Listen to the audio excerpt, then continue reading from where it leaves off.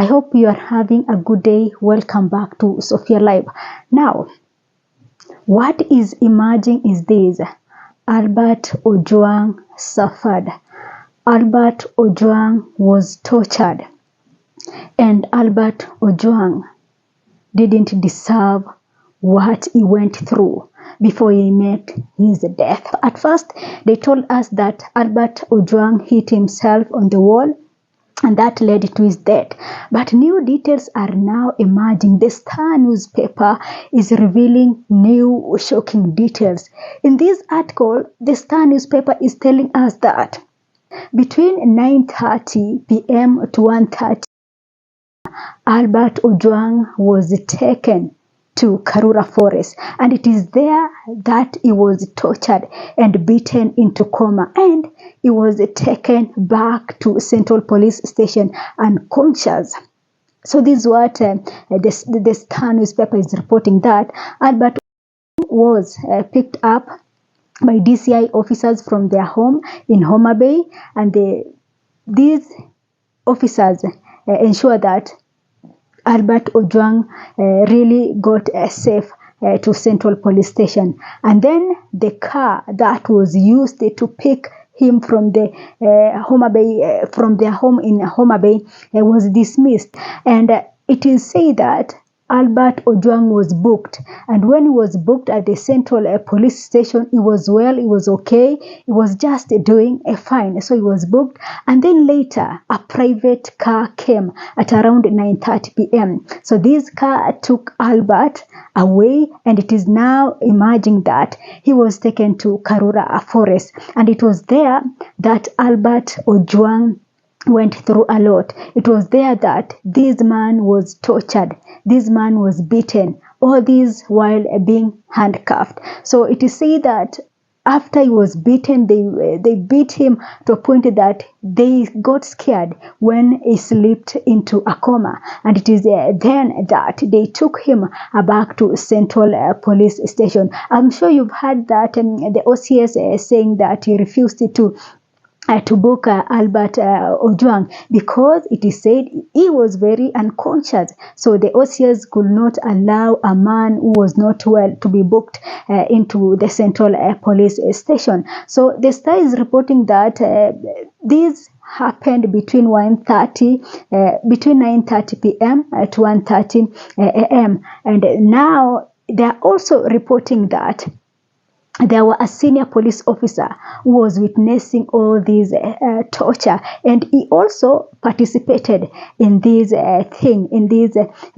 torture and beating up of Albert Ojwang. So let me read a part of what the Star newspaper is reporting, in case you're wondering what am I saying. So this is what the Star newspaper is reporting, and it is really sad that we no longer feel safe in the hands of police officers. We no longer safe in the hands of police officers because they are turning into something else. So this is what the Star newspaper is reporting, that is paragraph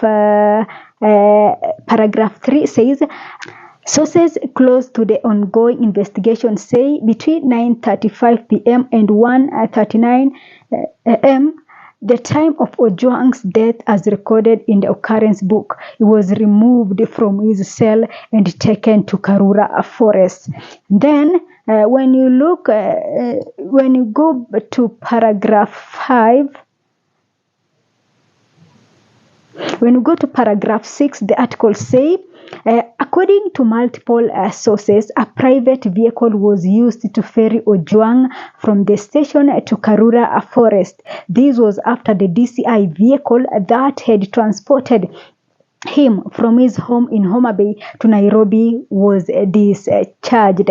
And then the article continues to say that inside the forest, he was allegedly beaten, unconscious, kicked, punched, and assaulted while still handcuffed by a group of officers, including a senior police figure and his driver. When Ojwang slipped into a coma, his assailants reportedly panicked They bundled him back into the private vehicle and returned him to Central Police Station just after 1 a.m. And then the article says, that is in paragraph, I think, 12, Ojwang was placed in a solitary cell. Petty suspects were reportedly released that night to make space. The DCI vehicle used to bring him from Homa Bay was dismissed. The mission, it seems, was done. So this young man, a father of one, Albert Ojwang, really went through a lot. And this is something that we are asking ourselves. What kind of police officers do we have? What kind of a security team do we have to President William Ruto? Really, I don't know even what to say, but you really need to do something.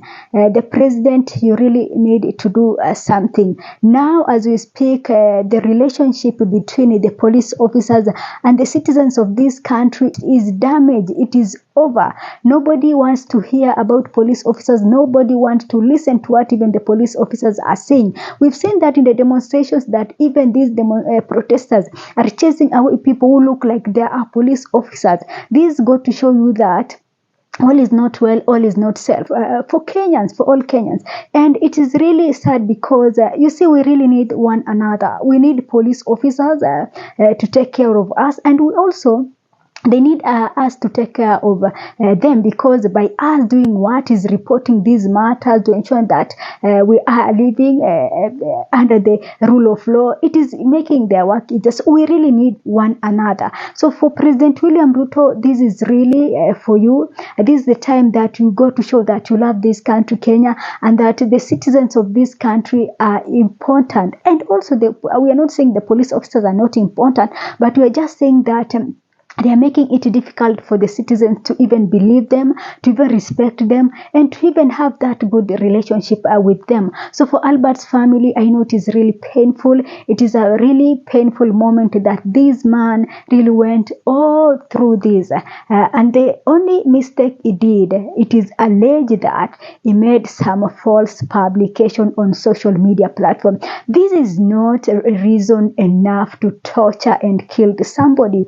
Making false publication, this can be handled in a very civil in a very civil manner. We have law, we have constitution, we have mahakama, and this is not even a criminal case. This is a civil case. So why should you killed somebody? Why should you kill somebody because he has just made some false publication that you feel that it is? No, there is a better way to handling such matters, and I believe that we have constitutions, we have courts, we have these police cells, because it is there to ensure that they are handling such matters. So for President William Ruto, the ball is in your hand. Correct all these mistakes. Correct all these mistakes before we lose this country. We don't want to lose our country. We love this country. We love Kenya, but the ball is in your hands. Ensure that you are protecting Kenyans. Ensure that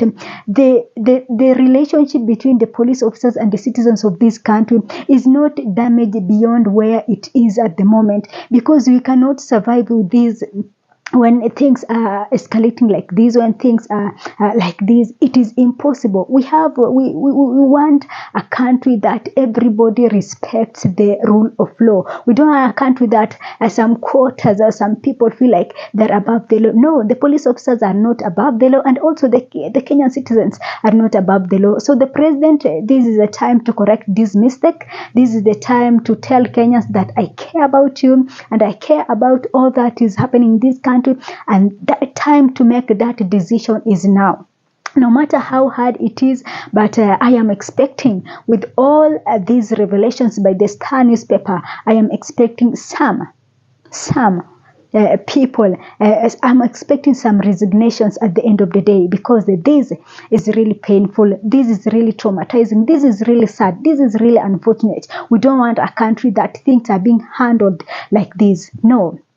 This country is Kenya is a country, and we want to live in a country whereby everybody respects the rule of law. That is it from me for now. Thanks for watching. This is Sophia Live.